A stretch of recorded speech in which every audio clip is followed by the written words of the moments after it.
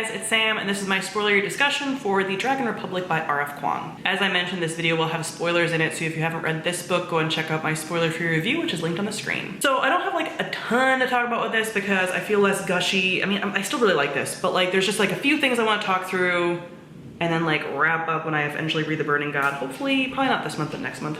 But anyway, so from the get-go, a little frustrated with her in the way that I'm frustrated with like any sort of drug addiction, not frustrated with the person, frustrated with the drug addiction, and kind of being like, Rin, stop it, like, you are not helping yourself. That was just like a boo feeling. And then seeing her repeat mistakes over and over. What I do like about what the series does is that it's like made very obvious that Rin likes sort of being told what to do in a structured way. People accuse her of like, you're just a dog, you're just a slave, blah, blah, blah. It's not that. It's that she really likes the structure of like, she had a tutor and she really liked the structure of that and the structure of the studying and the structure of school and working with Jiang and like all of that. And then when she has Visara, I don't really know how to say a lot of the names because I read it and didn't listen to it. He's just another person that can like tell her what to do, make her into a weapon. She thinks she's only good for war. And so she's like, this is another place where I can just like do that. So that I understand, as frustrating as it can be to see her like do this, because you're kind of like, from the beginning you're like, he's not some noble dude. You're still like, I get why you're doing this because you feel like you're only made for war and this is a person giving you that opportunity and sort of telling you what to do.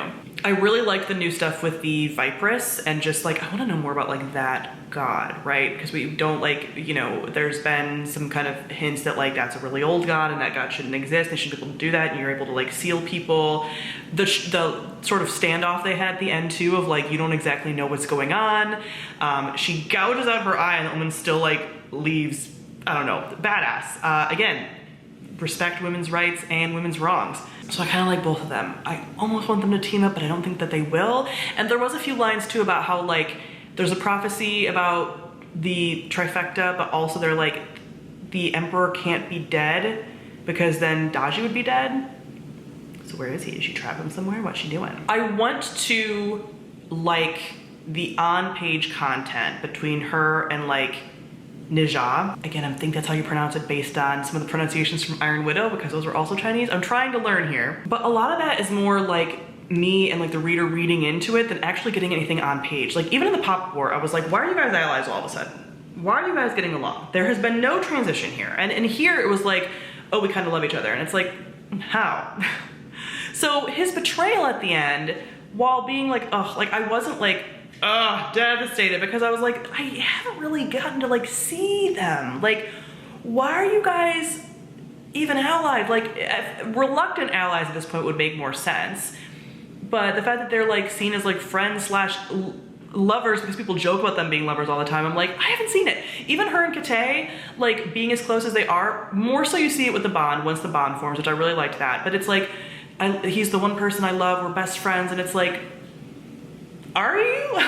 Even the stuff with the psych, like a lot of them, I didn't feel any close attachment to.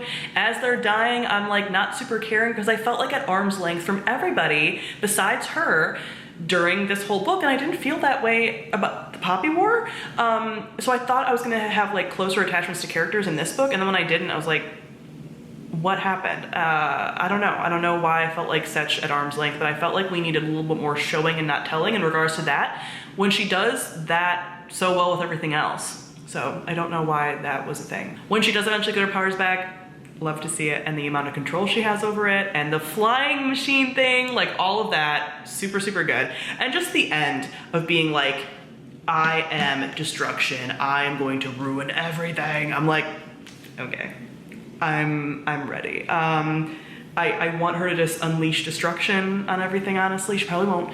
Now her and like Nija are gonna be against each other. Oh, I didn't even mention him being a shaman. Did not see that coming at all. Even though like he survived the gas and he shouldn't have, like I thought there was a non-magical explanation. What? So I liked their conflict. Like that conflict was really good with them, where she's like, I get it, and he's like, you don't. And she's like, well, maybe I don't completely get it, but I get it a little bit, and like all of that. Super interesting. And there is a line, like, so there's parts that are like really good about their dynamic, but then again, we don't see enough of it on like page, where she's saying something towards the end about like fire and water look so beautiful together, but they're destined to destroy each other. And like, you know, so like there's a lot of more reading into things in a way that like, I wouldn't even call it subtlety. Like I think there's not enough personally. I don't want like romantic love scenes. I just want like more substance to their almost like slow burn enemies to reluctant allies to friends to potentially more. That's what I want. We don't really get to see it. They're gonna be going head to head in the last book, so intrigued about that. The, is it the Hesperians? Because there's Hesperians and the Hinterlanders. So the Hesperians being the bad people, obviously, the white people. Essentially, if we're going after the Sino-Japanese War, those are the Americans just fucking everything up. The creepiness of that is like on the same level as like Umbridge in the Harry Potter books, where you're like, oh, I see this religious fundamentalism, missionaries, all of that, like a yikes. Like they're arguably the most terrifying. Like what's nice about this book is that there's a certain level of moral grayness to everybody, and I really like that kind of thing, but there's definitely like bad guys, and like those people are the bad guys, right? But then everybody else, like even Dodgy, you're like, I don't know, like you've done bad things, but like I sort of get why, you know? So you have that kind of like back and forth where like them, you're like, okay, you need to like do something, wipe them out or something. So yeah, intrigued to see where the final book goes now that she fully has her powers, fully feels like a leader, doesn't have the psyche anymore though, because now they're all dead. Was talking about raising a shaman army though, so she can go back to the mountain and like take some more of the mountain. I kind of want Jiang to come back, so here's my hopes. Don't hint or tell me anything, you guys know my rules. Do not hint anything in the comments. I will be very mad at you. But here's what I'm sort of hoping happens. We're obviously gonna have like some political stuff, like wartime, whatever, with like her working with the Southern people, and she's gonna be like sort of uplifted as a god to them, and her being in a lot of power there. What I want is Jiang to come back. I want more explicit tension moments with her and Nijang. Those are really the things that I want. I really want Jiang to come back. I love him. The gatekeeper, you know? But other than that, I don't really have any wishes. I want her to destroy things. I want her to destroy things. I want her to burn everything down.